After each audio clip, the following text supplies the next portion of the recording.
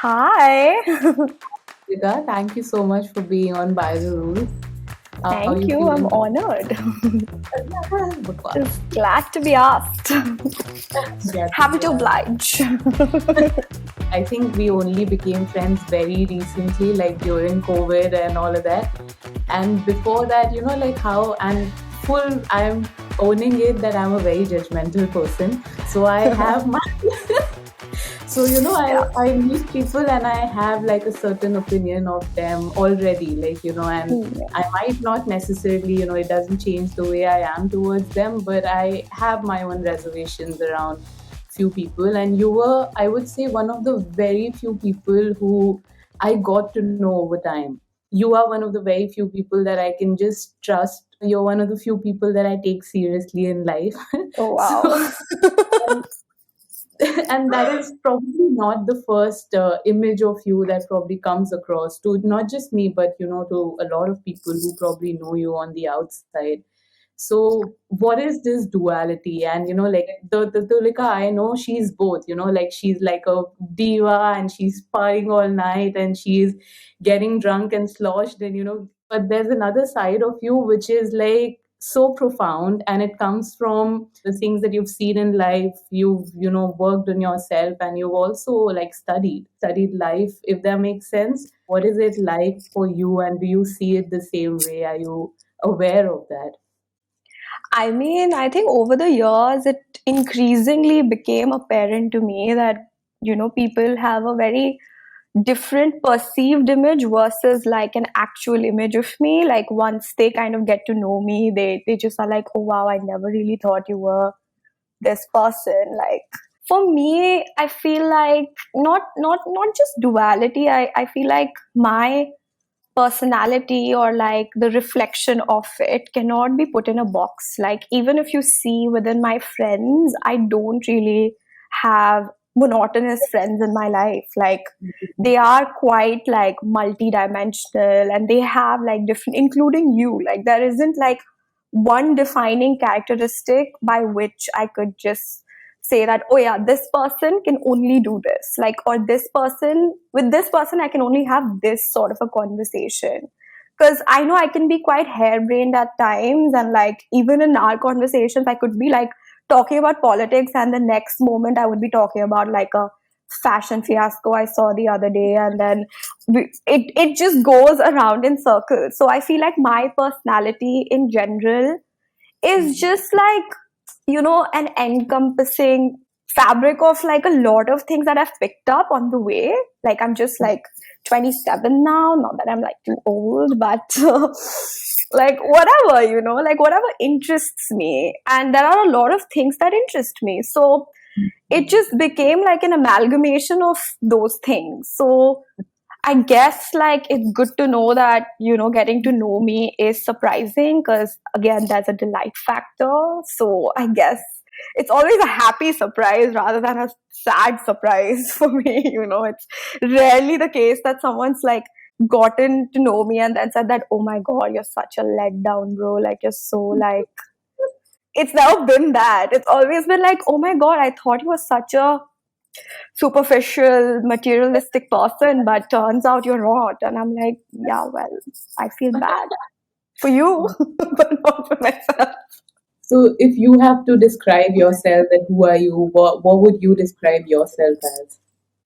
Me as a person is like a huge departmental store, It's just that. Like you step into my world, you can have like a little bit of everything. Like, and even as a person, like everything I buy, like always think of the many ways in which I can use it. It's not very like defining and specific and limiting.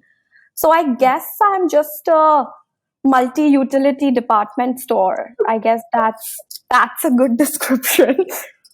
Yeah, like a Selfridges food hall or something. Like you can walk in and you could be like, oh yeah, I can pick up toilet paper also from here, or like I can pick up a book and I can have like a bite or two, like whatever. You're in for a good time.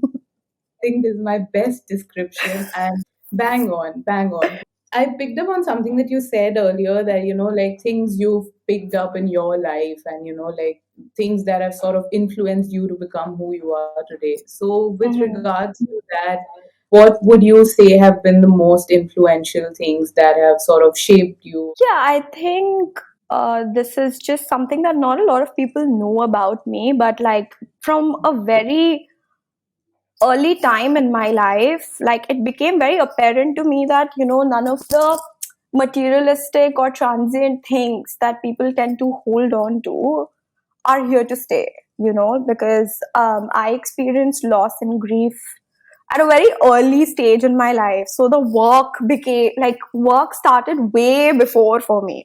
It was like a bane and a boon, like boon in the sense that I have that realization now that, I don't really fixate on details or like, oh, I have to have that thing, or I have to like, travel 5 times a year, and I have to like do this and that and whatever. Like, I realized that the biggest lesson, like, when uh, such a life pivoting thing happens in your, life very early on, like when you're like an adult, almost an adult, like maybe an adolescent. I wasn't even an adult actually.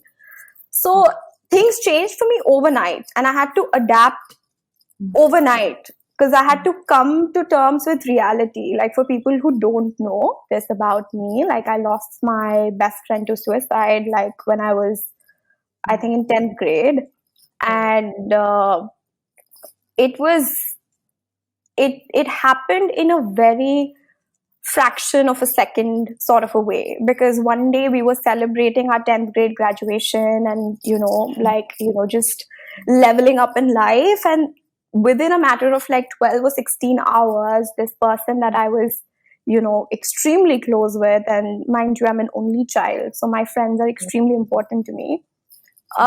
She was gone, and I could do nothing but to kind of adapt or like reconfigure my life with this void within it. So I guess for me, like the learning lesson or the learning curve started way before I would expect it. And so I guess that was I mean, probably the biggest turning point in my life. And again, like consequentially, like I had like, a lot of family emergencies, and I lost a lot of family members like within that time span. Like it's like life just did not like tell me that, okay, you can have a breather. Like they were like, yeah, you're ready for it, bro, just go for it, it's fine, just it'll be okay, it's fine, you can Right, take right, it. Wasn't right. ready to take it, but I guess, it just brought this huge realization within me that whatever I need is here right now, and I don't need more than this, Mm, and maybe I will have less than this, mm, and that will be okay, and in either scenarios I will be fine. right. And that kind of helped me kind of find love in places where it couldn't be taken away from me, like be it my love for like books or like movies or like fashion and media, or like even like, philosophy, etc. Like those are Mm, things that cannot be taken away from me, and those are very independent hobbies. A lot of people argue that you're shaped by people around you, and like, etc. I don't think, I mean, it does matter to a certain extent, but I feel like you can thrive regardless, like if mm, you have that self determination and realization, if you have that confidence within you to rely on yourself to find joy in places that are extremely personal. Because like, mm, my friend can't read that book on my behalf, right? They are just going to like not read it, but right. I choose to read it, and the knowledge is going to stay with me, it's going to stimulate my brain, it's going to like start new deliberations, and I'm going to have a new perspective, and that's just going to be mine. So I'm Right. extremely like personal and independent that way. So I guess that's a mouthful. Yeah. We come from a very small town, so news spreads fast. So when that incident happened of you losing a best friend, I cannot imagine what that would have felt like. But like now it's been years that I think it's more than a decade now that we've moved on from there. So you talk about it with so much grace, but back then, how did that impact your personal relationships? Mm-hmm. Did you like go into a shell, or did you like act up as a teenager, or what was that period like, and how did you sort of navigate out from there? I think it was a bit of both. I feel like uh, I became extremely personal about my grief because I felt like everyone around me was talking so much about it. So I felt this Mm, sort of pressure to put on like this brave face that, oh, it's fine, mm, I'm okay, it's gonna be okay. But like in my personal moments, and even till date, like it's been like 10 years, but I don't think there has been a single like week. I still think about her almost every week. And it does like kind of, you know, it just kind of leads to this idea that the work never really stops. Like it gets easy mm, over the time, but like it never really stops. But mm, yeah, like in terms of like interpersonal relationships, I felt like within my close circle, I became very closed off. But at the same okay. time, I started kind of, I think this was also like, it led to a huge learning lesson for me in terms of like which people to put your trust in. Because I Mm, started putting my trust in places wherever it was received. If it was beyond my circle, if someone did not know me or had this like preconceived idea about me or was like in my life purely because, or at least as it would appear to me, like if I felt like someone was just not from that part of my life but was still like compassionate and interested, right. I I in fact like would kind of pour my heart out to that person, and that kind of became a very like scary thing because then you have no like you're like kind of alienating everyone that's actually close to you, and b Mhm. you're not really in a very like safe space to make sound decisions, Okay. right? Okay. Yeah. So yeah, I think around that time it like kind of led me to like odd relationships, not relationship, just one like relationship where I became heavily dependent Right. Okay. on my partner, Mm, and like I completely forgot that we were teenagers, and I think now I feel like it wasn't a like okay for me to be so like heavy in my emotion because like mm, my ex was also of the same age or whatever, so obviously like he's like they're not really a mental health professional that could give me like mm, sound advice or mm, whatever. mm. But it also made me lose my sense of individuality because I felt like that sense of refuge or comfort would, Yeah. yeah, would deviate me from like a lot of the progress that I could have done had I just been dependent on like just my closer knit Mm. circle. That's a very unique thought, actually. So I do want to point that out that I also am of the school of thought that you become who you surround yourself with. But what Hmm. you said that like it's also very like it's on you that who you become. You can choose what to consume and the books you read and the movies you watch and stuff like that. So it makes me wonder that actually there is some sense to that because like taking my own example, I would say that what I've consumed has helped me more in my personal development or, doing the work, as you said. Where did that interest begin? And like today, what does that look like for you? Oh, it's still very much there, like again, contrary to popular opinion, like for me, I love my company the most. I love my company the most. I think, Um, not to, uh, or fuck, like, can I curse on your show? Is this? If I had to kind of let someone plan my ideal day or like pick out yeah. like something for me to like watch or read, I would listen only to myself. yeah, like I love being by myself. And I feel Right. like that also came like this whole like sense of like protection towards yourself and individuality is a Mm. byproduct of circumstance also, because I was an only child, and I was raised by my aunt, because like my mom and dad would travel a lot, and um so my aunt single-handedly kind of had to like bring me up, and she was unmarried, and Mm. she too had a lot of independent hobbies, so I kind of picked it up from her.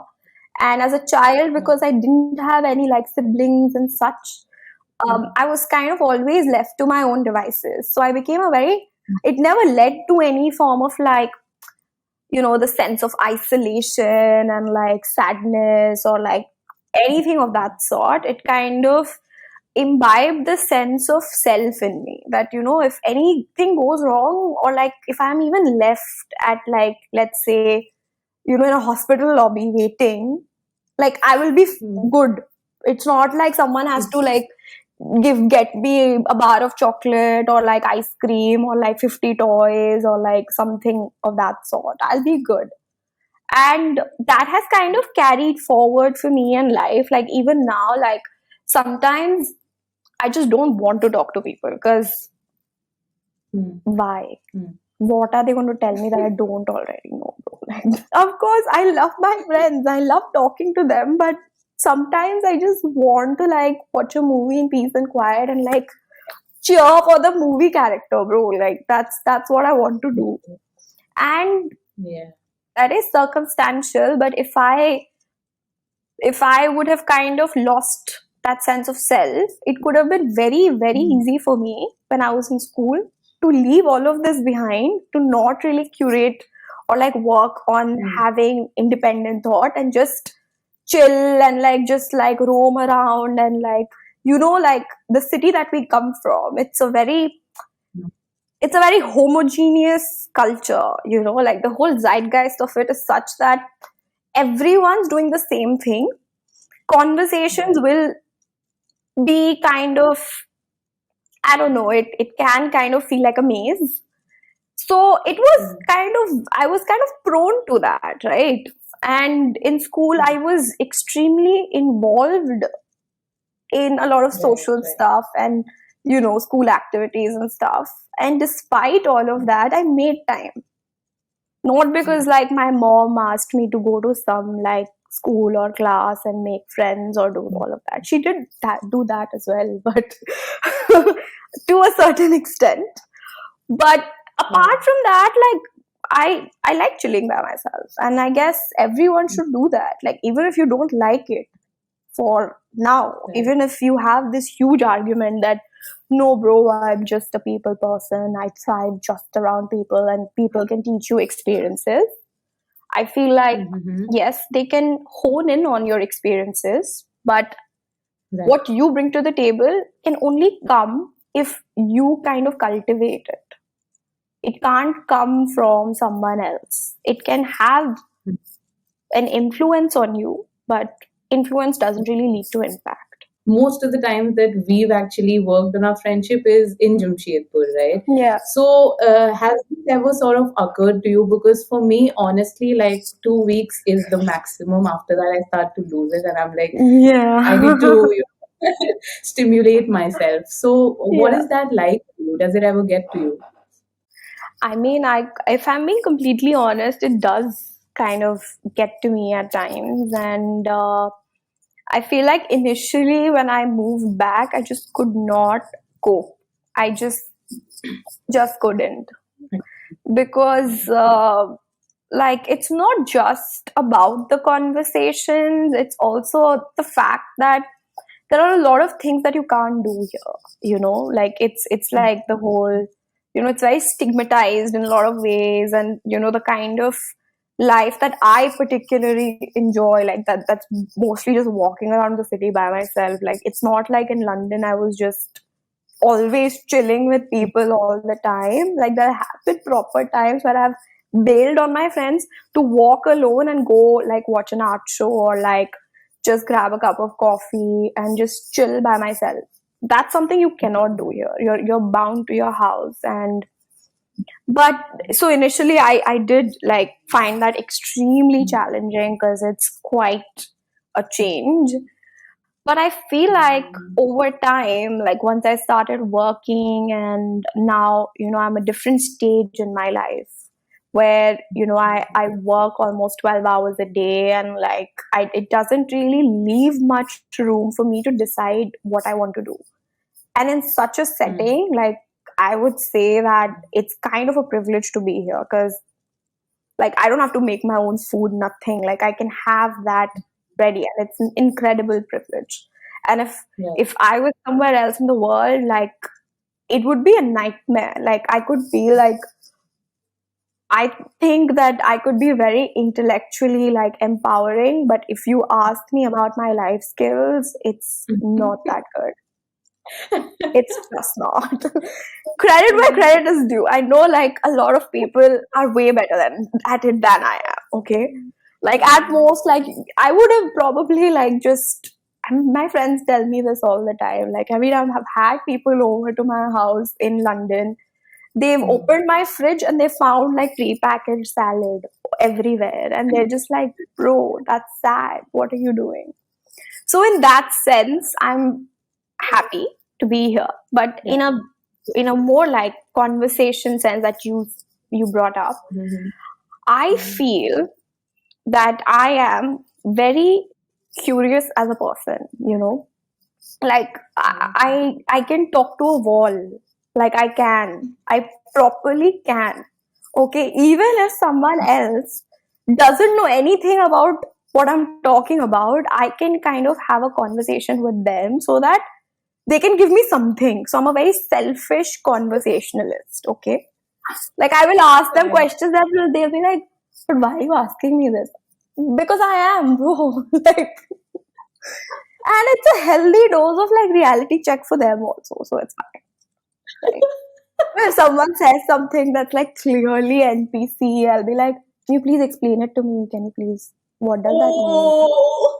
Can you please tell me? I don't get it, bro. Why would you make, what does that mean? Like, what is it?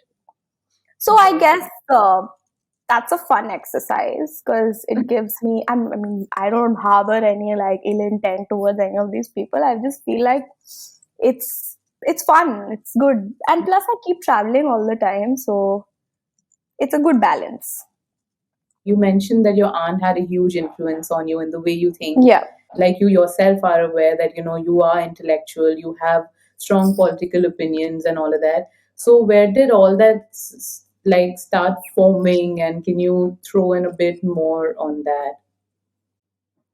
See, honestly speaking, like this is like there's no. I'm not saying it in a lighthearted way. It just is not that deep. Okay.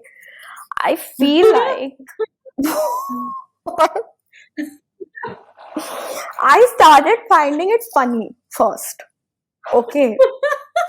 I started finding it randomly funny, bro. And then, because again, like, I feel like when I was in school, when I was just like in middle school or whatever, like when we were taught history, etc., and it was taught in such a serious way that, this government will get formed and that will happen, this will happen.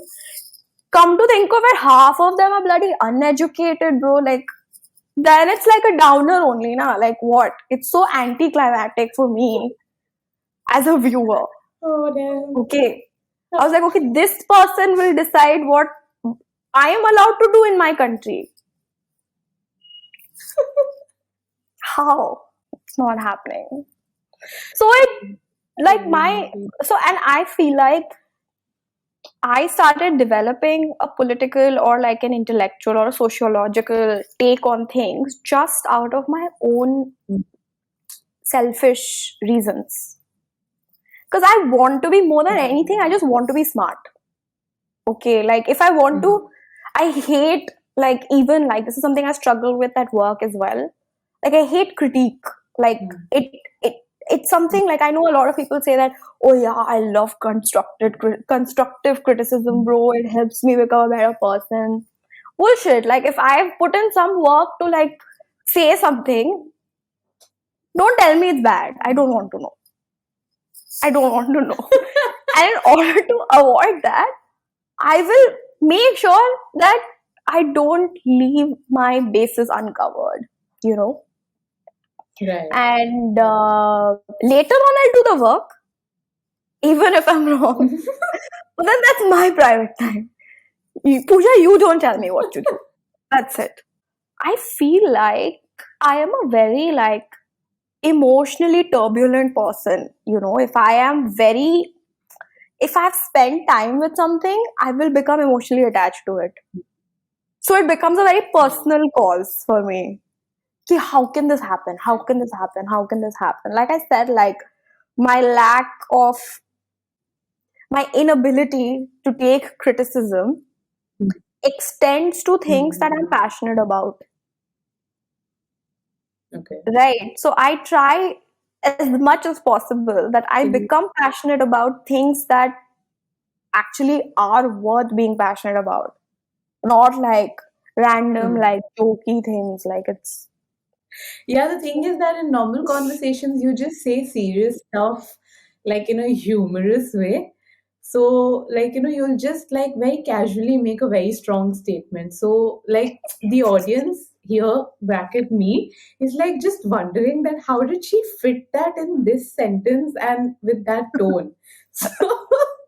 So, so it is definitely a point of curiosity and interest. So like now that I understand that okay, this is what's probably going on, that she doesn't think it's that serious, but it's a fact nevertheless. So yeah, so it yeah, is that like, kind of how can you? It's like, flat earth defenders. Like, भाई ऐसा है ही नहीं, तुम क्यों बोल रहे हो बार बार? It's crazy. And then it makes me think, crazy. like, is it actually true? Because again, like I said, I want to know as much as possible about anything. I'm a very nosy person. Like, like how I recently came across a meme, like it said that I'm not foolish enough to join a cult, but I'm nosy enough. No, I'm just saying, like, I like the concept of shutting up, but it's not for me, bro. Like, it's just not for me. One very interesting thing that you said on our phone call last week was that the sooner you begin the work, the sooner it won't get over, but like the sooner you will be in a position where you can take more shit on and like Yeah. sort of stuff like that. So with regards to that, where are you and what are things that you are now very clear with, which probably earlier you tolerated in friendships, relationships, people, even very Hmm. close people like family for that matter? Yeah, like you said, it's a very like systemic thing, and it also depends on uh, a lot of factors. Like I'll be extremely candid. Like for instance, there was a time in my life when I was completely financially dependent on my parents. So that was like a Okay. where it again starts this like snowball effect in my brain where I feel like if they are Mhm. making sure that my basic needs are met and like they're getting me etc etc, it's okay for them to treat me in a certain way. Okay, Right. touchwood, my parents have never really treated me with anything other than love. Mhm. But this Yeah. thought or like this whole like heaviness in my conscience existed where I was like, Mhm. now that, I've quit my job and like I just wanted to like just stay at home and like chill, etc. So it felt like whatever I do should not be anything that they don't want me to do, which is I feel like good and bad, where of course like it comes from a place of gratitude and Mhm. appreciation. Being grateful is one of the biggest things in my life. Like I hate ungrateful people who refuse to acknowledge things. Mhm. It's sad and it's mad and it's not for me, it's not my vibe. But at the Mhm. same time it also starts this like complex uh, re-examination of self-worth, right? Because then you're essentially saying that just because person A is fulfilling 100% of your needs, you're okay Mhm. to reduce your like self-worth by 20% for them. Mm. that doesn't become like a tailored thing, because your self-worth can't be like tailored for person to Yeah. person, right? Your self-worth is your self-worth. Mhm. If Yeah. someone's doing it out of their own free will or anything for Mm. you, they are doing it out of their free will. It's not like you're forcing them to do something, right? Yeah. So I feel like, although I did not face any repercussions, but I Mm. did start subconsciously like dimming my light, or like I didn't feel very confident. And I was kind of like, right now I'm back at 100, so I can say whatever I want and I can completely stand by it, and like it's all great. But back then I kind of felt like a bit more anxious, a bit more like reserved, and reserved is something that I'm not. Yeah, absolutely. Yeah. And so yeah, that kind of happens. And also in terms of people, if you were to apply the same kind of um, explanation or like example to other aspects of your life, like I said, I was in an extremely like toxic relationship that was only because someone was filling that gap in my life, filling up Mhm. a void in my life. And I felt guilty for like dumping my trauma onto someone. So I felt like it was okay for them to treat Mm. me in any shape, way, or form, right? Mm. Mm. So again, that's like a wrong thought process. Like your Mm. self worth is your self worth, and it's not dependent on what the other individual is doing for you or not doing for you. And it's not a tailored thing. It doesn't shift from person to person. It stays the same. And Mm. in life, this is the biggest lesson. Nobody Mm. will do anything for you that they don't want to do. Anything to you, anything for you. They're doing it because even they have some intention behind it. Like your parents will do something for you because they care about you. Mm. Similarly, someone will kind of disappoint you because they don't care about you. Mm. It's not, benefit of the doubt is last season. It doesn't happen. It's not cool. And I Right. always believe, like I said before, intention is not as important as impact. You could be having the best intentions, but again, those are at face value. That's because you're telling me your intentions, because I can't sit in your head and in your heart. But I can Mhm. be a recipient of the impact of your actions, right? Exactly. Yeah. So, in my friendships and my relationships earlier, I would give a lot of leeway to people that, oh, this person is Mhm. like this, it's fine. Like, I would be very, very understanding. And that also, like, came from a place of like having lost people in life and having seen, grief Abandoned. and abandonment, etc., etc. But now I think I'm at a place in my life where, again, like, I will, okay, bro, you were nice to me for 5 years, but Mm. you've also been quite a, can I curse? No. Like, quite a shithead to me. And while I can accept your apology, but I can't like completely forget about it. You can't brainwash me into thinking like that never happened. You can't use histrosity to mask the impact that, oh, I've known you for 10 years, so I'm allowed to do this. Fuck that. Yeah. That is such an interesting point that you brought up. I think, like, for me personally, this is like the highlight of our conversation, that it's not just you, but so many people they feel, and like, very objectively speaking, that they feel this sense of duty towards their parents, or they feel a sense of, it's sort of a guilt factor also, right? That you're feeling that you cannot be yourself and you cannot stand by your values because somebody else has sort of compensated for a specific need. And the example that you chose of finance, because coming from our context, everybody is dependent on their parents up till a certain age, and like that, it's just so much of conditioning that, okay, now I owe my life to my parents and it needs to Yeah. be the way.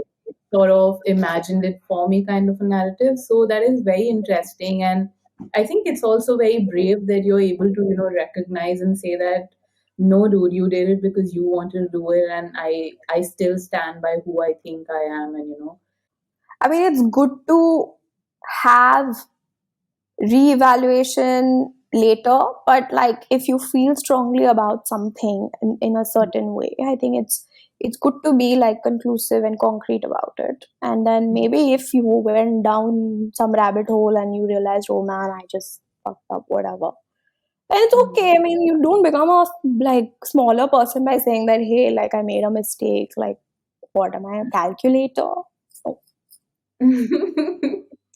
Very cool, very cool, yeah, I would very like to interesting. ask you the same question. Like, have you ever felt that you had to kind of reevaluate your self worth or like your sense of self, like basis, a I mean, certain, don't dissolve. yeah, don't us all. Of course it is. I think it's all like, it's such a journey, and it's also very relative to where you are in life in that moment. Because, some days your self-worth can be at like your sense of self. I wouldn't say self-worth because that doesn't really change. It is what it is. But Hmm. your sense of self that, okay, like, like you said, that, accepting toxic behavior, why did I put myself in that position in the first place was, and it's not just from partners, like Yeah. it's even with my parents that, things that I would have probably tolerated in the past, I don't anymore. Like just 2 days back, I was on a phone call with my mom, and she was, even though she might have meant it jokingly, or, she said something that was sort of bringing me down. And what I said to her very lovingly was that I'm not going to accept anything bad about myself from you. And for me, Yeah. that was a very firm way of standing up for myself and telling somebody who is, of course, she's my mom, like I know that she loves me and she's always going to be there for me. But like, there are these small things that you allow that then becomes a habit. Because, Hmm. like, what you said, that at for just to give you like a very simple example, that up to a certain age you're used to your parents providing for you. Next, what happens is that anybody else who's doing a little bit of that for you sort of gets that, and it's not conscious, it's a Yeah. very unconscious shift that you start seeing them in that sort of a light, that, oh, I owe my individuality to them. With my parents, I think I was always in an environment where circumstantially I was kind of rebellious. So Hmm. I knew that, as long as you're with me and you support me, we can be best friends. But if so, I think for me, like from a very young age, I knew what I want to do, what I want to be, who I want to be with, and stuff like that. So Yeah. anything that was not supportive of it, I would just reject. So it didn't matter if it's coming from family, friends, whatever. And luckily, I had like a very, solid group of friends who still the same friends who I had like, Yeah. 20 years back kind of thing. So that always put me in a position where I was aware of my self worth, but due to my own shit that I was sort of, like dealing with, I wouldn't. The thing that you said that, like once I remember you once made a comment about somebody I was seeing, and you said something which made 100% sense, and I knew it, but I just wasn't. And like you also being a friend, you were like, the fact that you knew it meant that you had to come to it in your own time, because if you didn't know it, you would have thought about it, and you would have Yeah. at least reflected on what a friend or a well-wisher is telling you. So, things like that, of course, like there have been moments, and now, like, not just in relationship, but also professionally, like if things are not going the way you want them to go, you kind of start sort of diluting what I'm worth, kind of, so those things keep happening, and I think it's always a process, and keeping yourself on that track and bringing yourself back is more of the exercise now, because I think once you've at least Yeah. understood and accepted that, okay, bro, I'm here, and it's got nothing to do with anybody else. I know where I am, and I'll act accordingly, I'll be accordingly and stuff. Thank you for asking me that question. I don't get asked a lot, and I really like that kind of an interaction because yeah, it's helpful to understand what we both are thinking. So yeah. Yeah, anyone who's listening, I think you should take yourself seriously, but not that seriously. Oh la la. And always trust your horoscope friends. It's always saying the right things. If all else fails, read your horoscope. But no, like I feel like everyone needs to.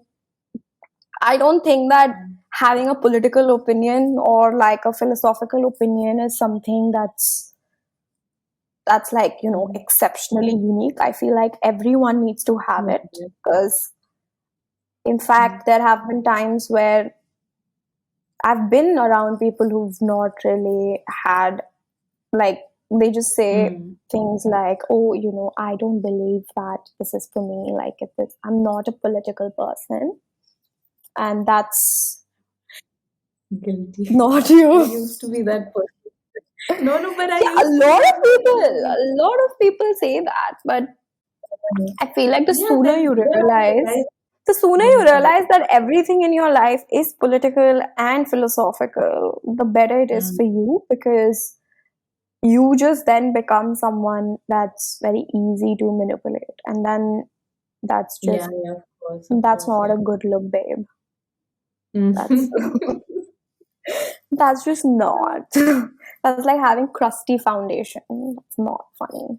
Now where I am and coming from the same, ignorance that, I Mm-hmm. didn't have a political and I thought I'm too cool for it and, it doesn't impact Mm, my life in any way. But now when I've realized and I realize how important it is to have a voice, when I see somebody who's not making that effort for whatever reason, no judgment because I mm, was there, like I said, mm. it bothers me. It sort of annoys me. Especially with the state of affairs in the world, I feel it's more and more important that it doesn't matter if it doesn't impact you. That's not the whole point. So, with regards to that, what do you have to, like, what's your 2 cents on why people should start having an opinion?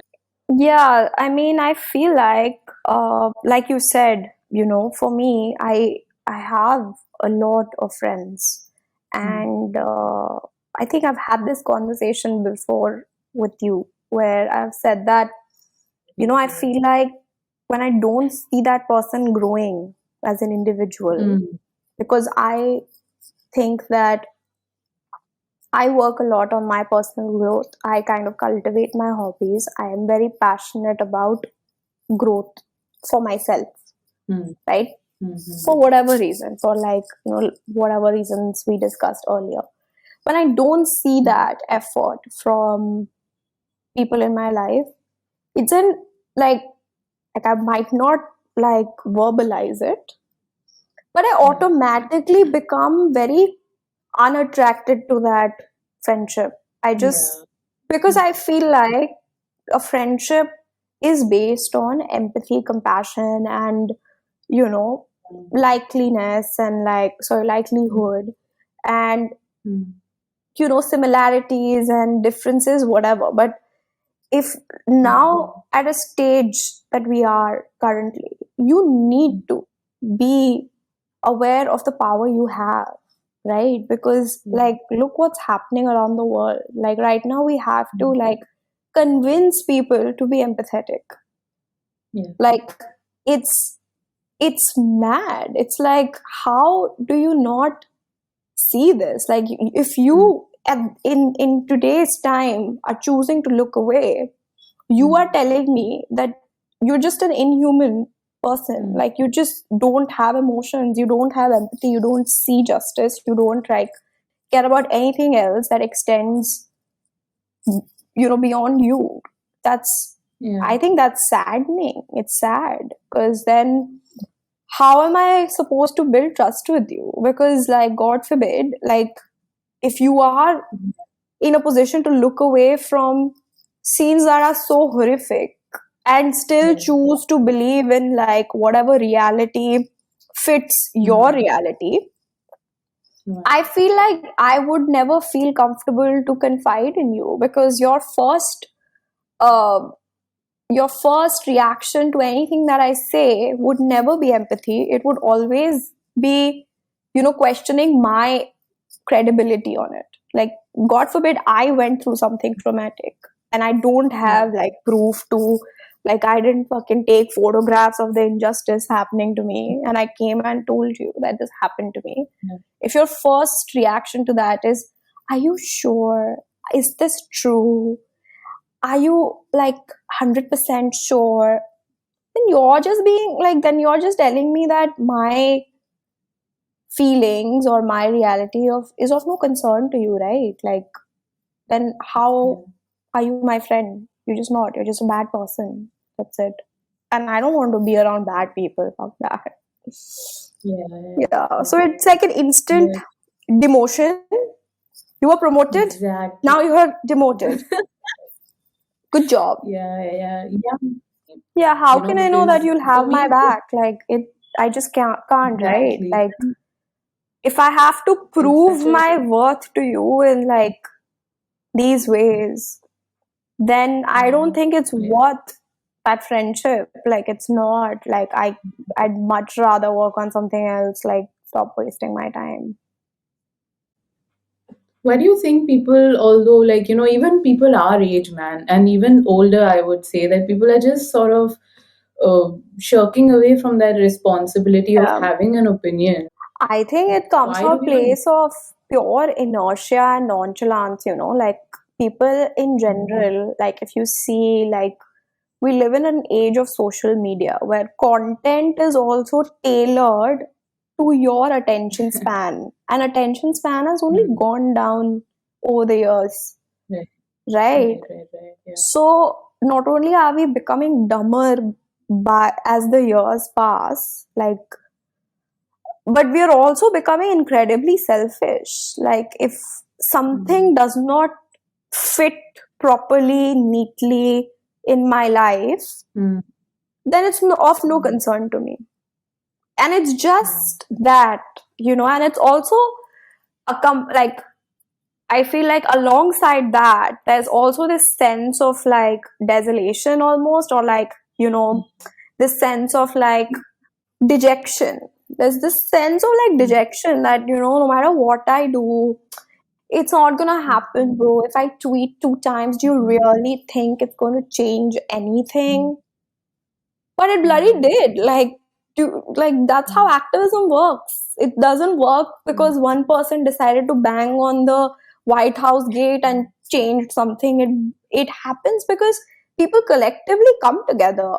Otherwise, you become very Hmm. like easy for the government to manipulate. Like there was this Correct. like Yeah. sociologist called, I think he was a philosopher called Althusser. He came up with the theory of interpolation where governments use, you know, this sense of inertia to kind of present false realities as like absolute Hmm. truth. So if you have been convinced to think that no matter what you do is not going to lead to anything, they want you to think that way.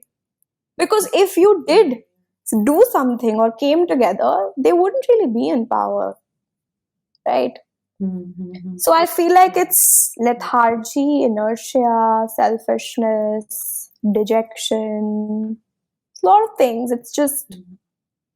yeah, Very it's interesting. leading to, and I still kind of come across people from time to time who kind of like make fun of me, and they're just like, oh my god, like is like Hmm. Palestine free now? Like, did you? And it's ridiculous to me because you're being a complete soul. Like, that's on you, bro. Like, that's your karma. You go answer to God when you meet Him later in life because the fuck, like, are you for real? Again, like, in these very moments, how we began that conversation, that I love asking people questions. So I'm like, so are you saying it's okay for everyone to die? Like, should we just kill the babies then? I guess we should just kill the babies then, right? Like population भी बहुत increase हो रहा है ना, bro. अच्छा ही कर रहे हैं फिर तो. There have been times when people have said that it's okay. Then though it's definite demotion only. It's working in my favor. And I'm like, okay, this person I will never call. If I need anything, this is not the person to call. I feel like I just spoke to you like how I normally would. Yeah, but this has been really lovely. Any parting thoughts? No, I think it was a pleasure and an honor and a pure joy to be on your show, to be asked these very Thank you so much. thought-provoking questions. It's very rare that I get to have a blast talking to someone 1 hour straight. That's so kind of you. That is so sweet. I got an official excuse to, like pick on your brain a little without you asking me to shut up, guys. Shut up, yaar. So, Gaadi chalana. thank you so Okay. much, Tulika. Thank you, Lovely. Shreya. Best of luck. I love your show and can't wait to watch the next episode.